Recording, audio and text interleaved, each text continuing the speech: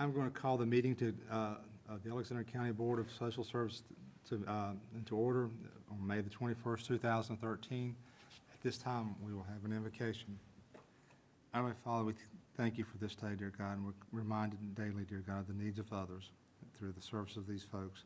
And dear God, we pray tonight for the folks in Oklahoma and the terrible tragedy that they faced. Dear God, we thank you that people are willing to step up and help these folks during this time of tragedy. Dear God, we pray for our own members and our staff, some of the tragedies that they've gone through and losses. We pray for them at this time. We also pray for Barbara Mays and her husband as he recovers from a heart attack. Dear God, we pray that you'll be with their family. Dear God, be with us in this meeting, that we do everything that honors you. This we ask in thy name. Amen.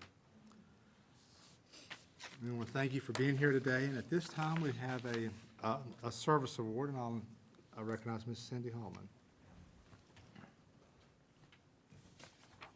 I'll ask Cheryl to step up, Cheryl, to the podium.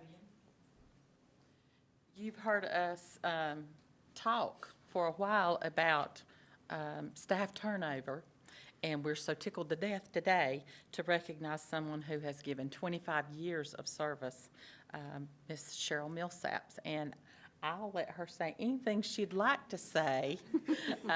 We're so proud of Cheryl, and actually, you'll hand me the... We have a certificate for her, and we love Cheryl. She does a great job. Thank you. We've had a lot going on with NC Fast, and Cheryl's one of our super users for that program, and she's been working a lot of hours. So 25 years is getting longer and longer. You want to say anything, Cheryl? Thank you for the award today, and I'd just like to say that I love my job. It's very challenging right now, and I'm getting older and I get tired quicker, but I do love my job. I love helping people, and that is why I have been here all this long. So thank you for this award. One of the greatest assets for agencies to have longevity and a staff person. It just adds comfort in knowing that job's going to be done that day properly, and you've done it for 25 years properly, and we want to hope for another 25 years, right? Oh, no, not another 25 years. Thank you. Thank you very much. At this time, we'll have the financial report, and Ms. Sherry Deal.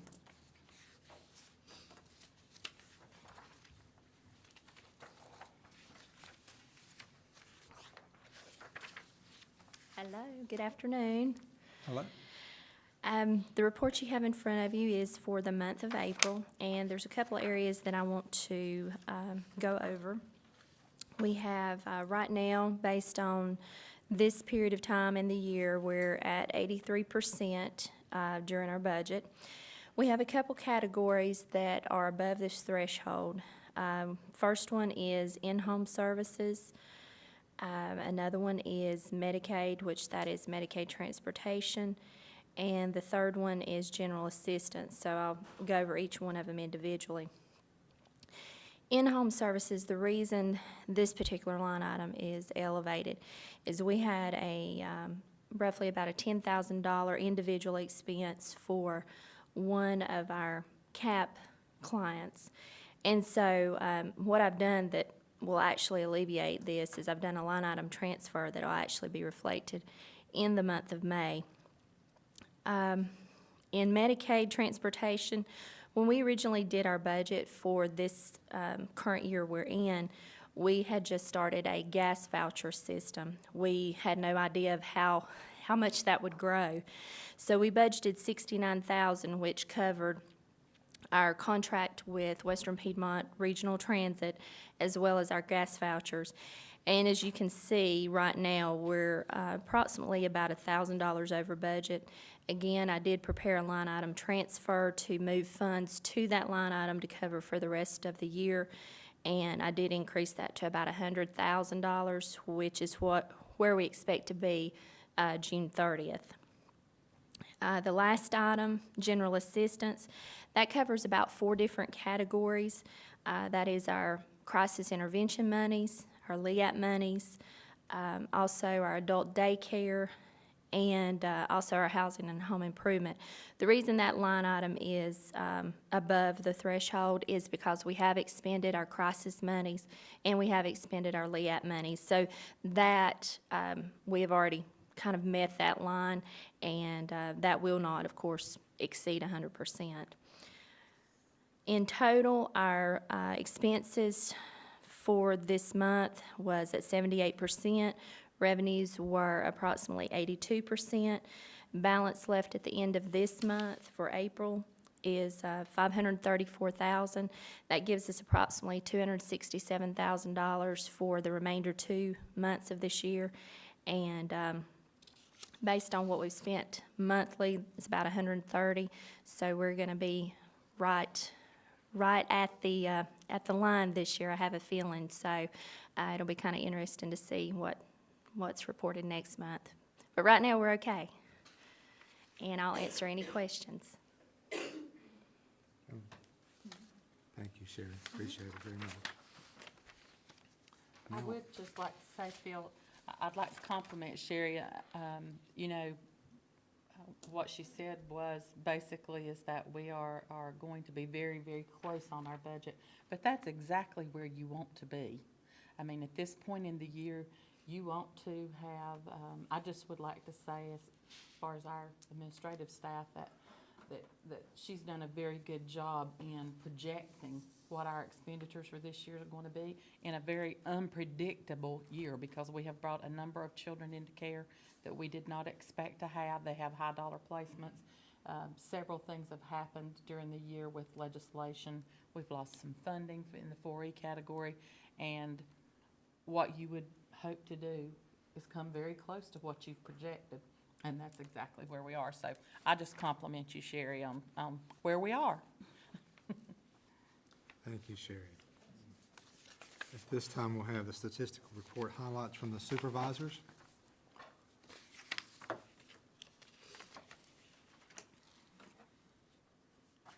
Good afternoon. I'm Matt Reese, one of the Economic Services Supervisors. If I can draw your attention to page 1 of the statistical report, in light item, food and nutrition, just want to bring you up to speed on those numbers. Total cases, we had 2,792. Total participants, 6,513, with 173 applications in the month of April. Total benefits, $718,133. The other line item that I would like to draw your attention to is in the Medicaid section. It's still on page 1 as well.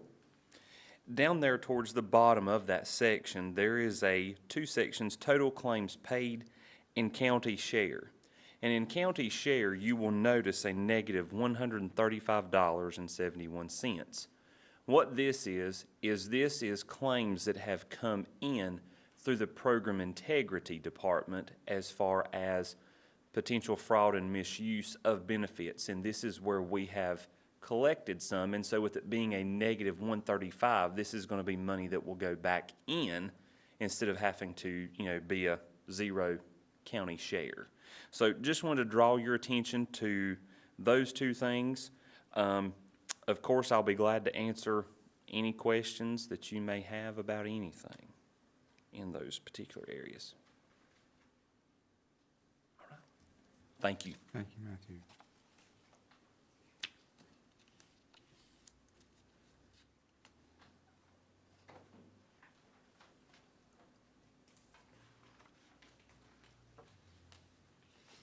Good afternoon. I'm Lee Milstead, the Child Support Supervisor.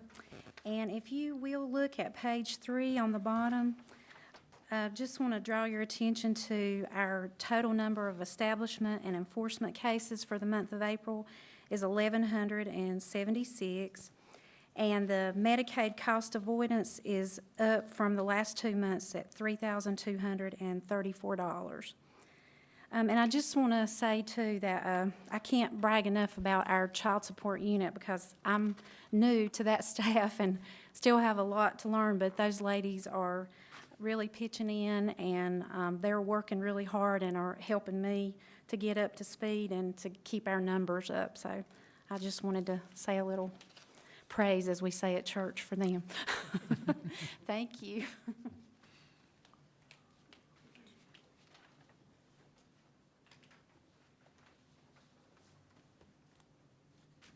I'm Julie Sebastian. I'm Adult Services Supervisor. And if you'll look on your statistical report on page 3, our year is coming to the end also for our block grant programs, our home care community block grant programs. We should be at 83%. And if you'll see, we do have several people on our waiting list. Our in-home aid, we have 118 people that are on that waiting list, and that list is probably a year or longer. And also, we have a waiting list for housing and home improvement, 19, and a waiting list for our home-delivered meal folks, 29. And like I said, we should be at 83%. For our congregate nutrition site, we are at 81%. Our home-delivered meals, we are at 92%. Our housing and home improvement, we are at 70%.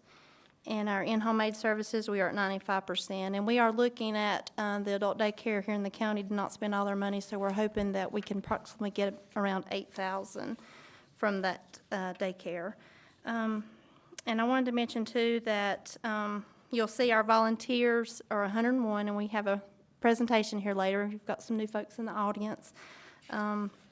We do have 101 on those, and I've put out a brochure, I think, on all of y'all's chairs. If you know of somebody that would like to be a home-delivered meal volunteer, or a church or anyone, just feel free to let me, Susan, or Kelly know. Is there any questions? Thank you.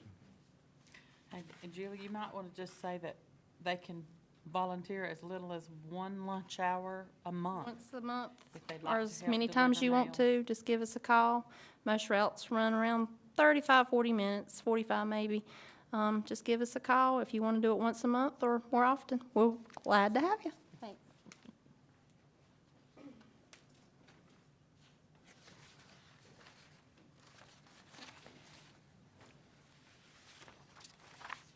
Good afternoon. I'm Holly Young, the Torrent Services Program Manager, and if I can draw your attention to page 5,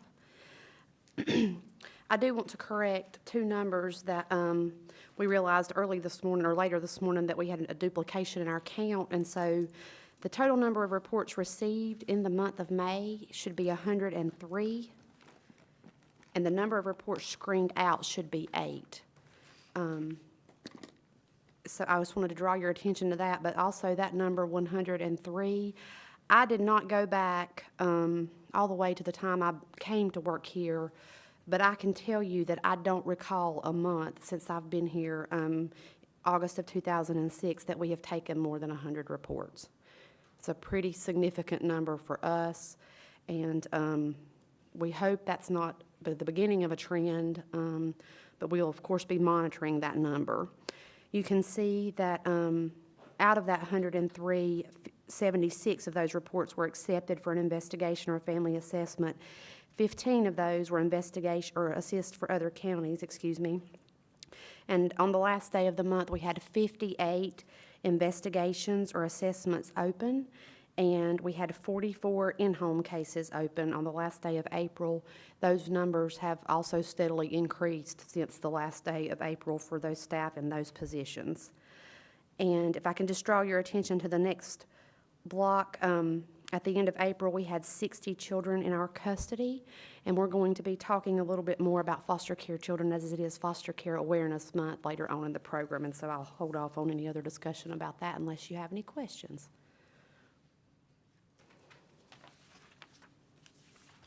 Thank you. Thank you. Okay. Thank you very much. At this time, our program is Volunteer Appreciation Month, and I'll recognize Ms. Julia Sebastian.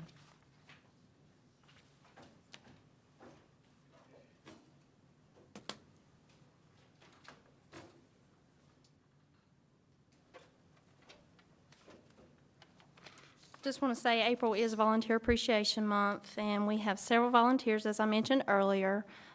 We cannot do our congregate meal sites, our home delivered meals without these folks. They have been a great help. They go out, especially home delivered meal, no matter what the weather is, if it's freezing cold outside, if it's hot outside, if it's raining. and what a rewarding time to see these folks and just to check on them. It makes the clients' day just, you can just see them smile. And I just want to thank them, all our volunteers. Like I said, we do have a few here that's going to speak. And also introduce some folks. Wanda Pennell is our nutrition site manager. Kelly Williams is also a nutrition site manager. And Susan Tigg is also the director of both nutrition sites. We have a nutrition site at Friendship Lutheran Church and also New Salem Presbyterian Church in Stony Point.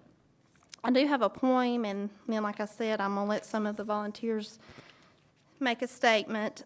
Volunteers make a world of difference, and isn't that the truth? In our world where we come and go at a lightning pace and cannot go slow, the simple act of a loving touch and words of care can do so much to ease the soul of those who need, all with a loving seed. With some minds may seem to wander so, though they do not have too far to go, every one of our clients say they love the folks who make their day. Volunteering is a way to accomplish many things. It's made worthwhile, especially for the satisfaction that it brings. There's a great appreciation for the work you've done this year. Volunteers are special and ones we hold most dear. So I'll turn this over to Kelly.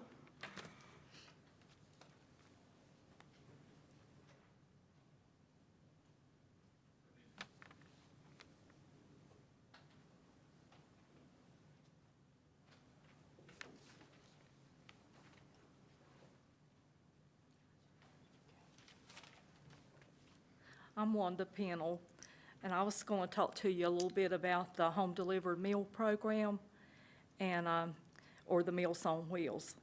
And the home delivered meals are the meals that are delivered to the homebound elderly persons by the volunteers. And these meals help the homebound people stay in their homes. And this is very important to them. And to be eligible for the meals, a person must be 60 years of age or older and be homebound because of illness or incapacitating disability or isolated due to circumstances and be determined to need the program. And we have 5 home-delivered routes in our county. We have one in Bethlehem. It's located at Bethlehem Baptist Church. And we have one in Wittenberg, which is located at the Friendship site at the Friendship Lutheran Church. And then there's 2 in the Taylorsville area, and they're picked up at the DSS office. And then there's one in the Stony Point area that's picked up at the New Salem Presbyterian Church. In the past year, our volunteers have served 46 participants hot meals Monday through Friday. And we have currently 101 volunteers that deliver meals to the homebound, which is a total of 1,099 delivery hours so far this year. Thank you.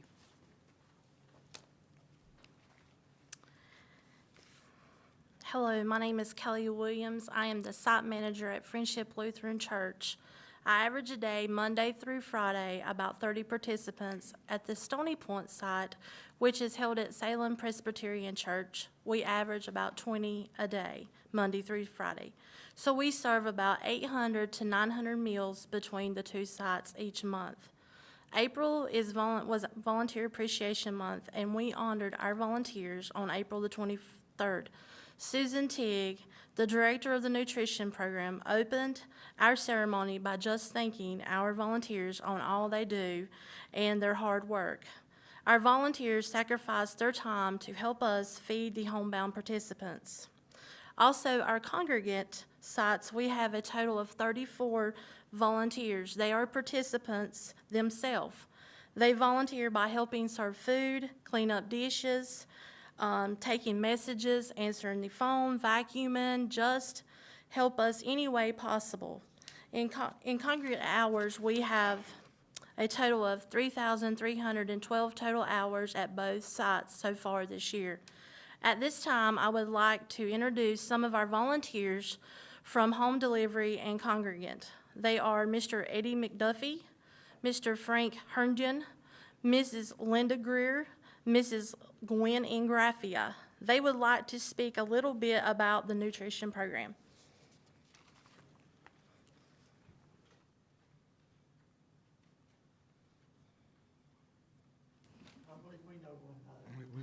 we've met. You haven't delivered my meal yet, though. Yeah, I'm an old railroad man. I worked for the Alexander Railroad for 43 years, and all kinds of weather. And I appreciate the opportunity for just to being a volunteer. It makes my day. I can go in and see these people, sit down and talk, and just have a, it's like they're aunts or grandmas or something, There's one lady, her name is Miss Rector. She lives out here on East or West Way, but next to the new apartments. I'll come in, I got my new cap. Oh, he comes with his pretty green Southern Railway cap. And I bought it just for you, Miss Rector. So I love them all. Thank you. Thank you, Eddie.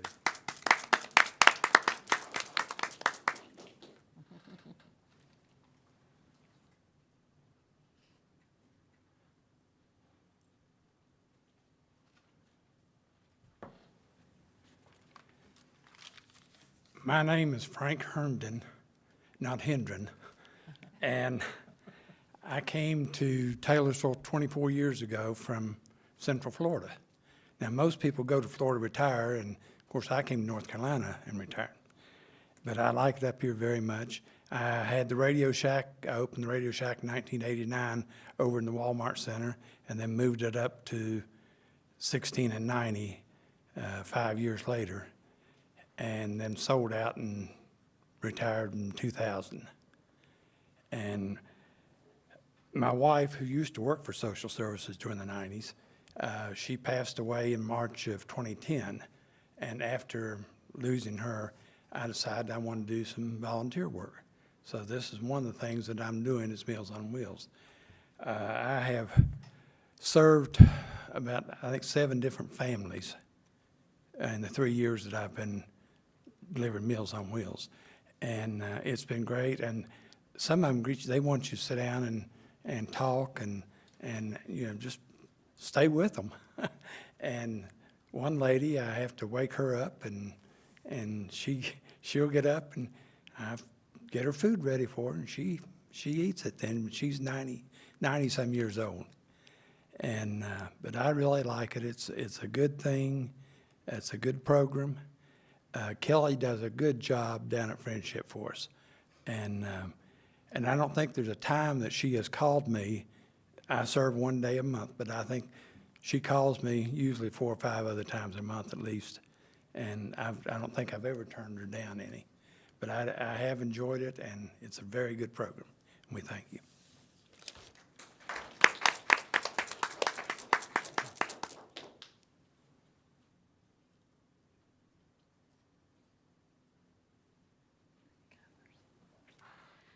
Good afternoon. My name is Linda Greer, and I volunteer through the Stony Point site. I'm a retired teacher, and I became a volunteer when I was asked because I had appreciated the program so much when my parents were receiving food through the nutrition program in another town. Living over 100 miles away from them, my mind was put at ease knowing that they were not only receiving a nutritional meal every day, but that someone was going by and would check on them and notify someone if something happened that was wrong and they were incapacitated. I've been a volunteer for the program as well as I can figure about 10 years. And each time I make my deliveries, I feel that I'm the one who's received a gift. The participants are always so appreciative and so thankful and just happy that someone is there to visit with them, if only for just a few minutes. And I just feel blessed to be part of this program. It's such a valuable and rewarding program.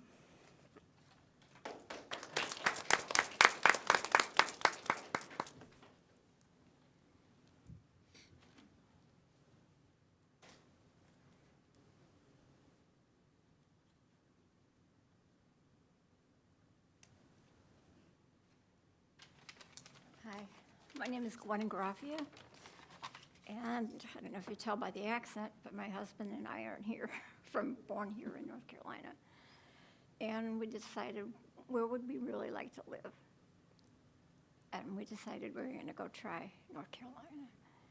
And now that my husband, he's been on disability, so I've also gotten into the program because I'm not old enough yet to get into it. And that makes me feel pretty good. But after we were in the house that we had bought, it must have been, I don't know, a year, and Susan T. called.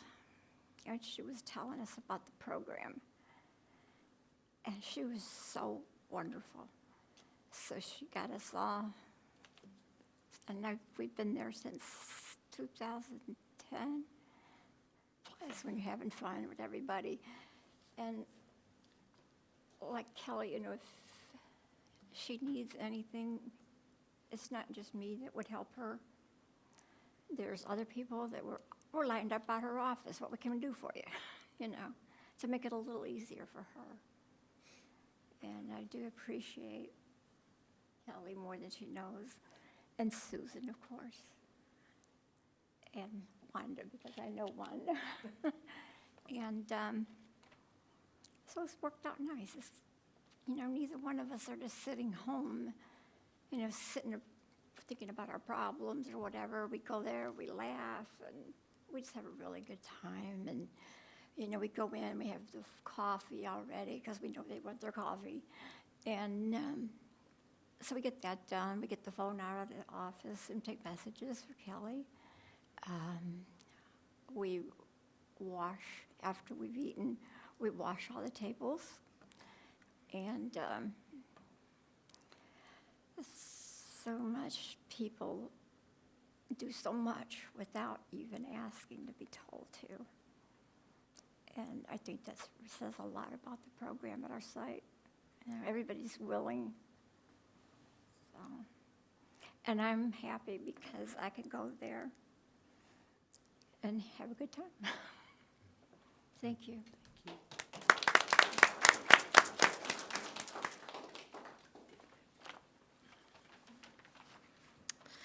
At this time, we would like to share a slide show of our Volunteer Appreciation Ceremony Day.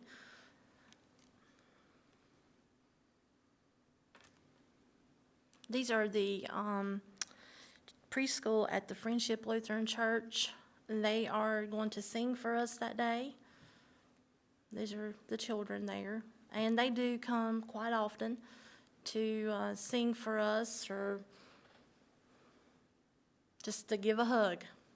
They come to do that. These are our volunteers. These are our participants joining in on our ceremony and joining the children. Very energetic. Our volunteers. As a participant and also a volunteer. This is Susan Teague, our director of the nutrition program. Of course, that's me, Kelly Williams. Julie Sebastian, our adult service supervisor.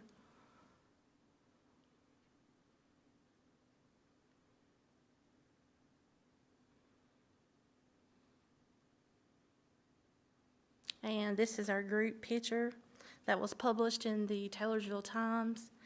And there, as you can see, we also have several different employees at DSS that volunteer and deliver meals, and we currently have 14. Any questions? Thank you. I want to thank the volunteers too, because I look at these faces and I think this is not the only place they show up to volunteer. They volunteer in their church and other community affairs too, and I appreciate all they do. And I think a good volunteer is a person who realizes other people's needs are greater than their own, and they're willing to give their time and sacrifice their time to make a difference in these folks' lives. And we truly do appreciate you because you make Alexander County special. People like you. Thank you very much. Next, we have the National Foster Care Appreciation Month.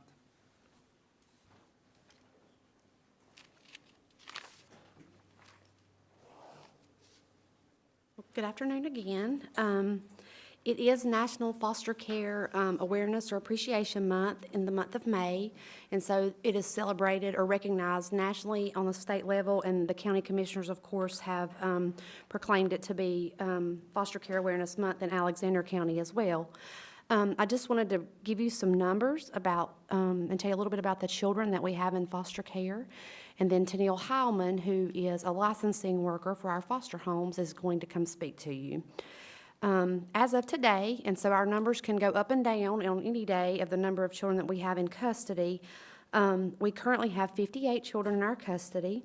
20 of those children have a plan of adoption that's been identified by the court or sanctioned by the court, and 13 of those 20 children are currently placed in their prospective adoptive homes. And those homes are a mixture of our licensed foster homes as well as kinship placements, so relatives or other people who had a close connection to the child that some of those children were placed with.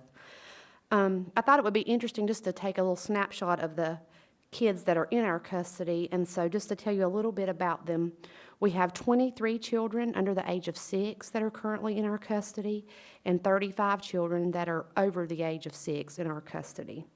And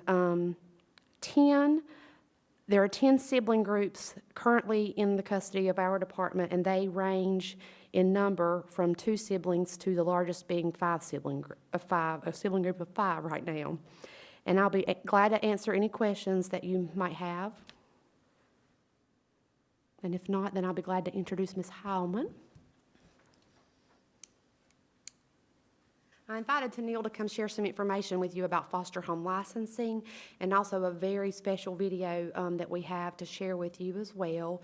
Tennille has been with us for 4 years? For 4 years. She started with our agency as a foster care social worker, so she's had experience with that. She's currently our social worker who is responsible for adoptions, foster home licensing, and links. And so Tennille wears 3 hats, and they're all really big hats because those are huge responsibilities. She does a great job, and I'm just excited that she was willing to come over today and share in the program.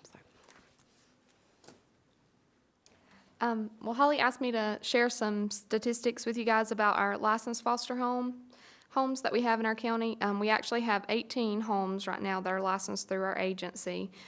We hold our foster parenting classes twice a year. We actually just finished a class because normally we do one in the spring and then one in the fall.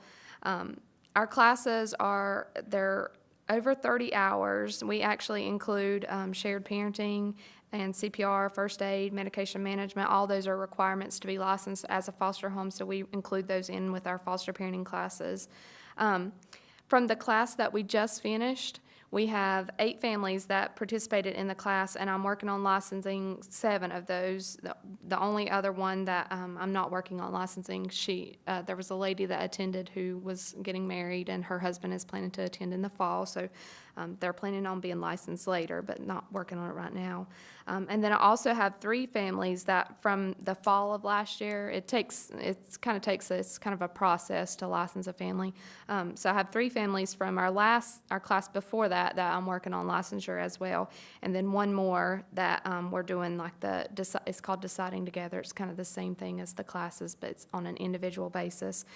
So we actually have a total of 11 families right now that we're hoping will become licensed as foster homes, which is fantastic because we're very short on foster homes right now.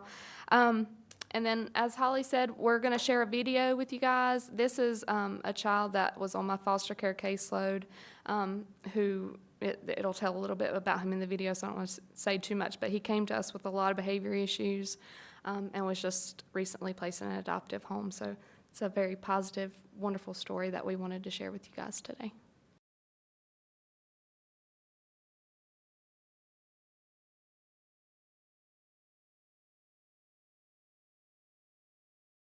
I just want to thank you for taking the time to watch that video. I hope it touches your heart like it touches ours. Many families come to us with a desire to adopt children.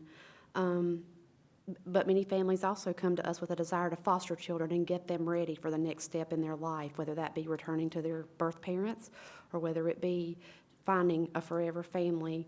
And I know that Tennille could stand up here all afternoon and tell you so many wonderful things about this foster family and the lengths that they went to help this child realize his dream is amazing. But that's just one story, and there are other stories like that, but we just wanted to share that one with you in honor and recognition of Foster Care Appreciation Month. So, thank you. Thank you.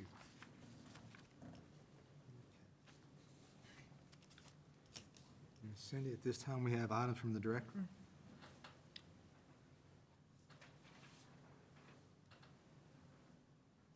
I do want to take the opportunity before I get into the agenda. Of course, you got me all stopped up. That's not just a foster child, that's our foster child. So it's got a special place in our heart. Holly, you want to introduce your intern? Our intern? I don't think I've even met her So today is yet. only her second day, so she was hoping that we would kind of skim over the intern introduction. But I am happy to introduce Tennille Herman. She started, so two Tennilles, yes, there's Tennille Howman and Tennille Herman and Cindy Holman. So the front desk staff are loving us right now. But Tennille actually graduated from Lenore-Ryan this month. But she is needing to complete her internship to get her diploma in hand. And so we were very excited when she contacted us and had a particular interest in working in the adoption area. And because you've already heard that we have 20 children who are headed down that path, there is lots of work to be done. But she has already hit the ground running and is helping Tennille already with a pre-placement assessment. So we are very excited to have her with us. She is a local girl, which we like too, but we welcome anybody who wants to come work with us, and so we're just happy to have her with us. Thanks.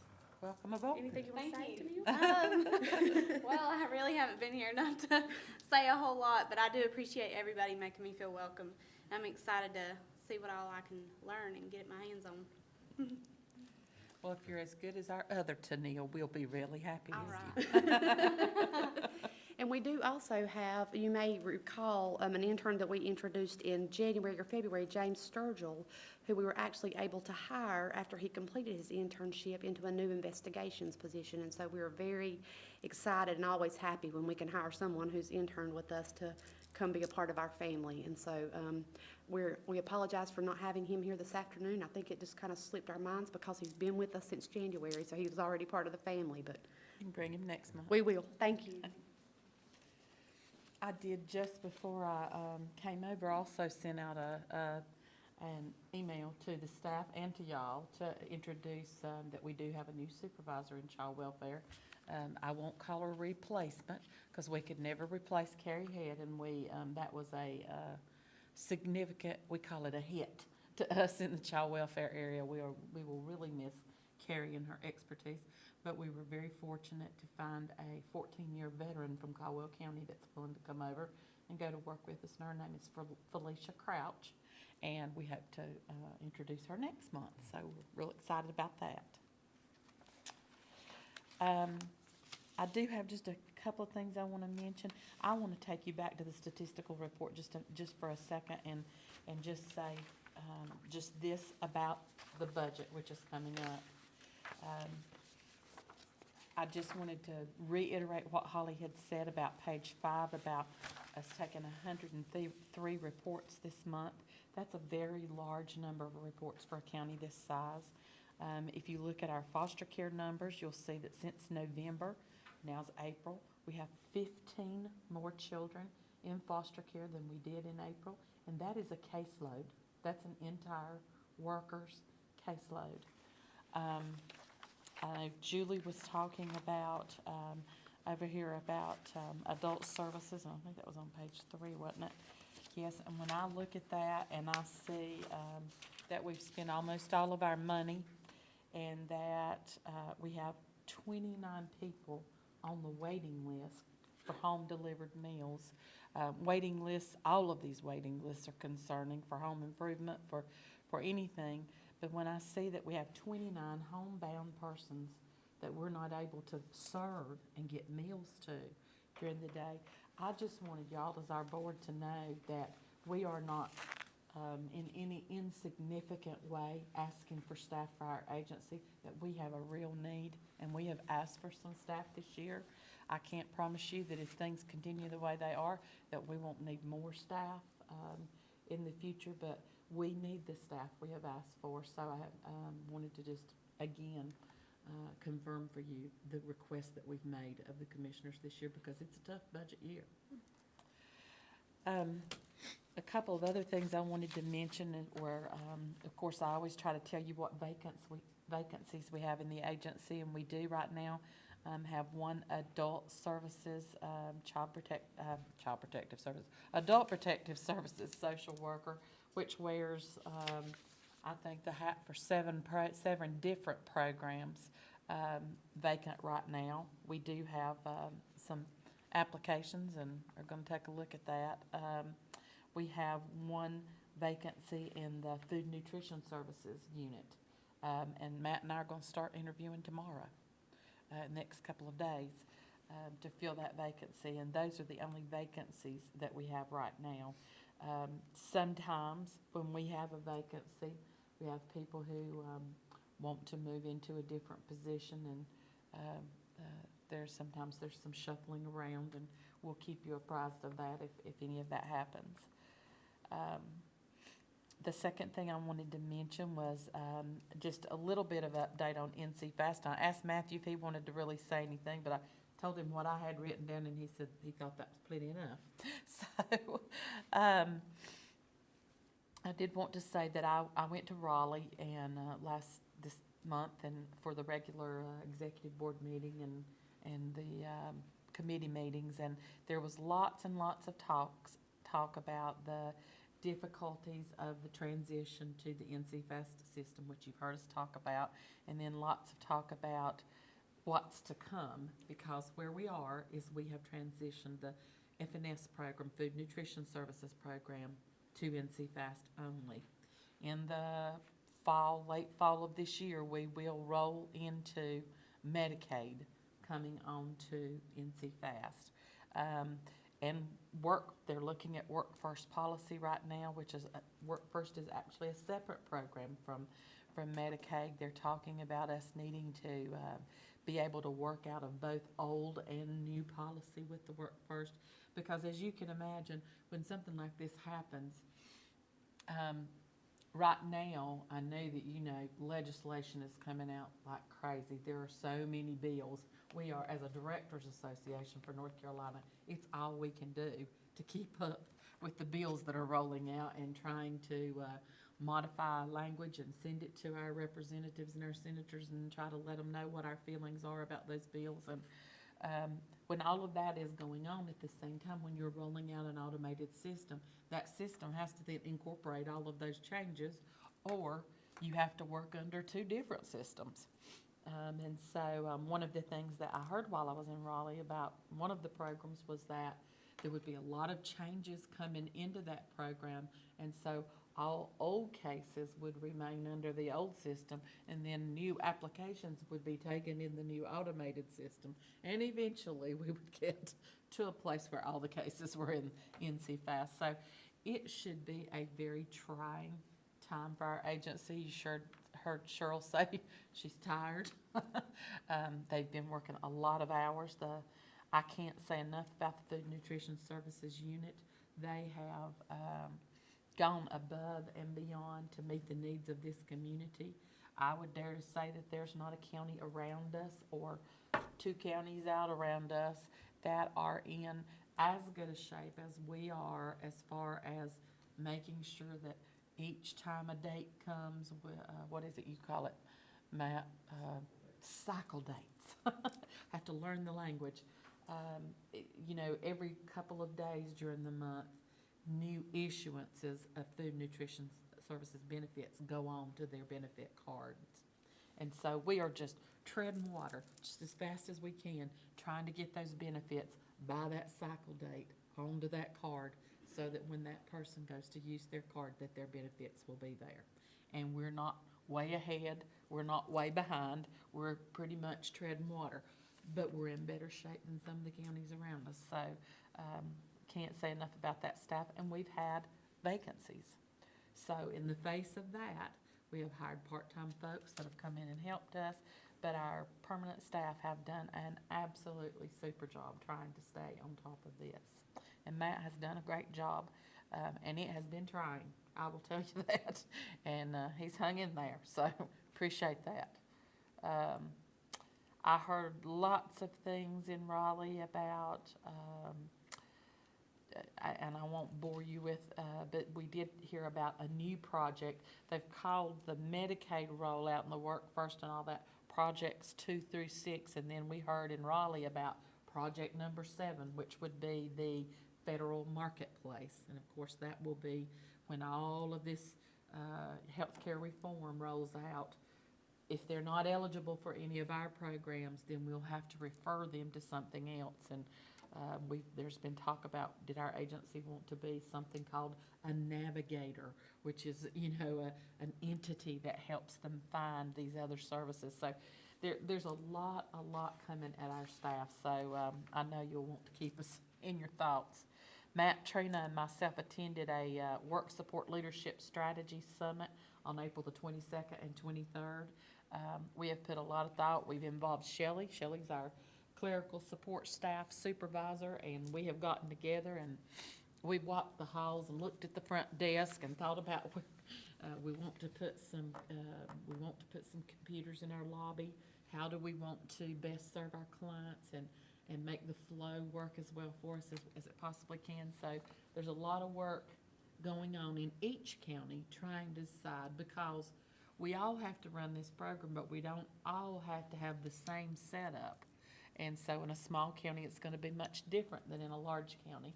And so lots of decisions to be made, and I'm not sure that we'll make the right one the first time, every time, but we're going to back up every time we make a mistake and try to get it right. So that's kind of where we are with NC Fast. I did want to mention to you, and I asked Holly to bring with her today a sheet that she did some time ago that compared the services that we had available to us in this county prior to the waiver taking place with Smoky Mountain Center. And I did want to tell you that I attended, along with Kristen Eichert, one of the supervisors, a meeting in Caldwell County. Was that just last week? It seems a month ago, but it was last week, I think, with regard to the services that we are receiving in Alexander County. And Holly, if you don't mind just passing those sheets to us, the one point that I wanted to make to you is that we continue to struggle with a lack of services. Do you have a copy for all of them? I don't. I apologize. I brought a copy with my handwritten notes on it, but I'll be glad to email that to you first thing in the morning and let you send it out to the board if that's okay. That is fine. And anything you want to say about that? I'll stay here while you talk. Okay. I think we just, what we want to say to you is that all these promises were made when the waiver came. And I will say this about Smoky Mountain. Our communication with them is great. It's not that they are not talking to us, not that they're not concerned about the same things that we are. But the honest truth is that we had more services before the waiver, and we are very disappointed with the lack of services. I don't specifically with regard to substance abuse, with regard to counseling services for our children. We're just really concerned. We have an entity that is operating in Alexander County that seems to be having difficulty keeping qualified staff on board, and we want you to be aware of our concerns because we have voiced in a very strong way. Alexander, Caldwell, and McDowell counties came together and voiced to Smoky Mountain our concerns about the lack of services in Alexander County. And we believe wholeheartedly, I'm probably gonna get an amen from child welfare staff, that this is a part of why we're having so many more children come into our custody. And we are having them placed in high dollar, very expensive placements. We are not able to put services into place to keep them from coming into custody. If they can't receive the services while they're in their own homes, DSS seems to be a logical answer. And I don't think that anybody intends, I don't think our legislators intend for that to be the way that our system works, is that we don't have enough services for children to remain with their families, so they end up in foster care, placed in out-of-home placements. Well, I think just to further that thought is that not only do we receive custody of them, but when we do, we often are not able to access the services those children need in this county, which concerns us as well. And parents often aren't able to access the services that they need in this county. And a very, very concerning thing for me as a director is that I have staff who are hired to deal with abuse, neglect, and dependency, which is a caretaker role of maltreatment of a child, that are out here searching for placements that are significant mental health placements with issues that we are not trained, we are not the expert in looking for these placements or securing the kind of treatment that these children need, and yet we absolutely are doing that because there is not a resource for us to fall back on to have that done. So I want you to be aware of that. We have said that in a very loud voice to Smoky Mountain Center, and they've been very receptive to our comments, and I think they're as concerned about it as we are. I don't, but we wanted you to be aware as our board. Are they making an effort to improve? I believe that they are. They heard everything we had to say. They took notes. We have met with them on multiple occasions. Are we seeing the fruits of that labor? I can't say that. I know their adult clients have a lot of issues with communicating with them and trying to get into the offices and stuff, but Any other questions? I will get that to you first thing in the morning, let you get it out. Thank you. Just a couple more things and we'll be finished. I wanted to tell you that last Friday, we did an agency cleaning day, and our staff just jumped in. We were really tired of you know what happens in an old government building. Starts to smell bad and look bad, and there's boxes and files and things and millions of pieces of paper stacked up here there. And so we took a full day last Friday. We did not close the office. We did see the people that came in the front door, and all at the same time. We dressed down. We wore. We didn't have our shorts on, Phil, but we did have sweatpants and t-shirts on, and we cleaned up that office. We'd invite you to come over and take a look at it, but we spent half a day, most of us, we alternated on the outside. So we cleaned up our playground. I mean, we pulled weeds, we put new toys out, we cleaned up the outside of our building. Some of our folks got out there and washed windows all day long on the outside of the building. Some folks went home and got clippers and trimmed back some bushes, and really, we worked on the outside, we worked on the inside. Folks cleaned their own offices.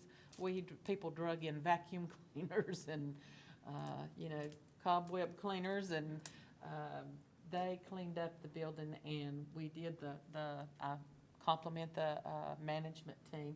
They pulled together, our management team has kind of a kitty that we put a little bit of money into every month, and we fed the staff. We had pizza and salad for lunch and drinks, and the staff worked so hard that day. I mean, it is just beyond anything you could ask people who are already doing more than what they can do to do, but I wanted to let you know that, and we're just tickled to death, and we have some new toys on the playground, so come see if you get a chance. And then the last thing I wanted to mention is that we do have some construction going on in our building, and You know, you've heard us talk about lack of staff, we have a lack of space also. We have had to take one of our large conference rooms back in child welfare and portion that out to make it into 4 sections. 2 sections are pretty large-size offices that will have 2 people apiece in them. One section is a visiting room that we're adding, and then one section will be a long, thin office.